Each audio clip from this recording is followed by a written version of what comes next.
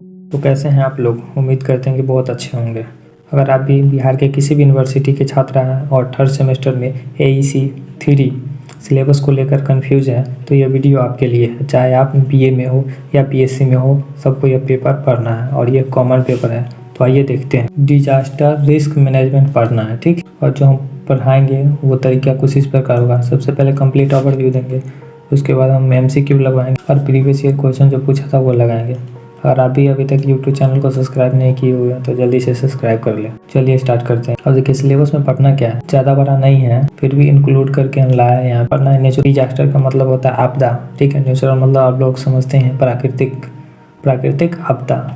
अब देखिए यहाँ पे क्या लिखा हुआ है, मैन मेड डिजास्टर मतलब मानव द्वारा जो आपदा होता है, जैसे में आग लगना, रोड एक्सीडेंट, ये सब तो मानव द्वारा ही होता है और कुछ है नहीं। बस इसी के बारे में पूरा डिटेल पढ़ना है, आप लोग देख लीजिए। चलिए आगे देखते हैं। यूनिट 1 में पढ़ना क्या है।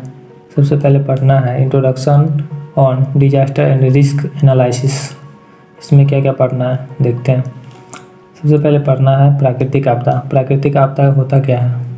बेसिकली प्राकृतिक आपदा, देखिए ये आपदा प्राकृतिक शक्तियों द्वारा होता है जिन पर मनुष्य का नियंत्रण नहीं होता है, जैसे कि बाढ़, चक्रवात, भूकंप और भूस्खलन। यहाँ पिक्चर में देखा गया, यहाँ पे क्या है, चक्रवात है, यहाँ पे तूफान है, यहाँ पे बाढ़ आया हुआ है। चलिए आगे देखते हैं। मानव निर्मित आपदा। मानव निर्मित आपदा किसे कहते हैं? मेनली देखिए यहाँ, ये मानवीय गतिविधियों, लापरवाही या तकनीकी खराबी के कारण होती है, जैसे आग लगना, औद्योगिक, परमाणु आपदा। आगे देखते हैं। ये देखते हैं 2 नंबर में क्या है, अवधारणा और विश्लेषण, ठीक है। तो चाहिए देखते हैं। रिस्क का अर्थ है किसी आपदा के आने की संभावना और उनसे होने वाले नुकसान, जानमाल की हानि का मेल। इसका विश्लेषण यह समझने के लिए किया जाता है कि कोई आपदा कितनी खतरनाक हो सकती है। आप लोग देखते हैं बिहार में जो बाढ़ आती है कितनी खतरनाक होती है। चलिए आगे देखते हैं। Risk reduction. रिस्क रिडक्शन किसे कहते हैं? इसका या ये होता क्या है? तो इसका लक्ष्य आपदा के खतरों को कम करना। इसमें बेहतर योजना, मजबूत निर्माण और लोगों को जागरूक करना शामिल है ताकि आपदा आने पर नुकसान को कम किया जा सके। या पिक्चर में दिख रहा है आपको, संवेदनशीलता, अवधारणा और विश्लेषण, ठीक है। इसमें क्या बोल रहा है देखते हैं। संवेदनशीलता का मतलब है कोई क्षेत्र या समाज आपदा के प्रति कितना सुरक्षित है। उदाहरण के लिए समुद्र के किनारे रहने वाले लोग चक्रवात के लिए अधिक संवेदनशील हैं। देखिए यहाँ पे समुद्र के किनारे है और यहाँ पे खाना बना रहा है, ठीक है। चलिए आगे देखते हैं। संवेदनशीलता कम करने के लिए रणनीतिक विकास। इसका मतलब क्या है? इसका अर्थ है ऐसी नीतियाँ बनाना जिससे समाज की कमियों को दूर किया जा सके, जैसे गरीबी कम करना, मजबूत बुनियादी ढांचा तैयार करना और आपदा प्रबंधन को ट्रेनिंग देना। नंबर क्वेश्चन है, इसमें कौन सी प्राकृतिक आपदा है? आप लोग बताइए। युद्ध जो है मानव निर्मित आपदा है, मानव द्वारा बाढ़ जो आता है ये प्राकृतिक है, ठीक है। चलिए अगला क्वेश्चन देखते हैं। भोपाल गैस त्रासदी किस आपदा का उदाहरण है? जो भोपाल गैस त्रासदी है किस आपदा का उदाहरण है?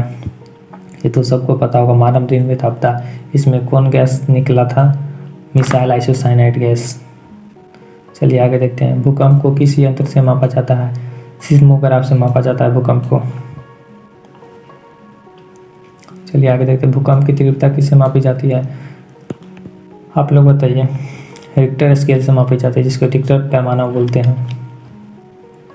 अगला क्वेश्चन क्या कर रहा है? लावा और राख किस आपदा से संबंधित है? ये तो ज्वालामुखी से है, क्योंकि ज्वालामुखी उठता है तो उसमें लावा और राख बनता है। चलिए आगे देखते हैं। आगे सुनामी का मुख्य कारण क्या है? समुद्र के नीचे भूकंप। समुद्र के नीचे भूकंप होगा तभी तो सुनामी आएगा, धरती फटेगा। अब भूकंप जहाँ से शुरू होता है उस केंद्र को क्या कहते हैं? उसको फोकस बोलते हैं या हाइपोसेंटर बोलते हैं, सबको पता है। भारत में आपदा प्रबंधन अधिनियम किस वक्त पारित हुआ था? बताइए जल्दी से। 2005 में। इसमें कौन सी एक जैविक आपदा है? महामारी जो है जैविक आपदा है। भूस्खलन अधिकतर किन क्षेत्रों में होता है? पहाड़ी क्षेत्रों में, सबको पता है। जोखिम खतरे और डॉट डॉट का मेल है संवेदनशीलता का मैंने अभी तो पीछे ही नोट में पढ़ा है ये। अब अगला क्वेश्चन देखिए, इनमें से कौन सा मानव निर्मित आपदा नहीं है? चक्रवात जो है मानव निर्मित आपदा नहीं है। आगे देखिए, संवेदनशीलता विश्लेषण क्या समझाने में मदद करता है? कमजोरी या खतरे का स्तर, पीछे नोट में ही पढ़ा है अभी। संवेदनशीलता कम करने के लिए रणनीतिक विकास क्या है? रणनीतिक विकास का अर्थ क्या है? मजबूत ढांचा बनाना, ये भी पीछे नोट में भी पढ़ा है।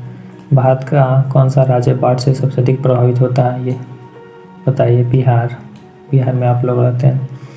एनजीओ का पूर्ण रूप क्या है? मतलब एनजीओ का फुल फॉर्म क्या है? Non governmental organisation. चलिए आगे देखते हैं। सूखा मुख्य रूप से किसके कारण होता है? कम वर्षा के कारण सूखा होगा। देखते हैं, चक्रवात को किस क्षेत्र में हरिकेन भी कहा जाता है? अटलांटिक ओशियन, अटलांटिक महासागर या यूएसए में। आगे देखिए, जोखिम न्यूनीकरण का लक्ष्य क्या है? इसका लक्ष्य है जान माल को नुकसान कम करना। क्या युद्ध एक आपदा माना जा सकता है? हाँ, मानव निर्मित आपदा युद्ध है, मानव के द्वारा किया जाता है। चलिए आज यहीं तक रखते हैं, कल यूनिट 2 का क्लास देखेंगे।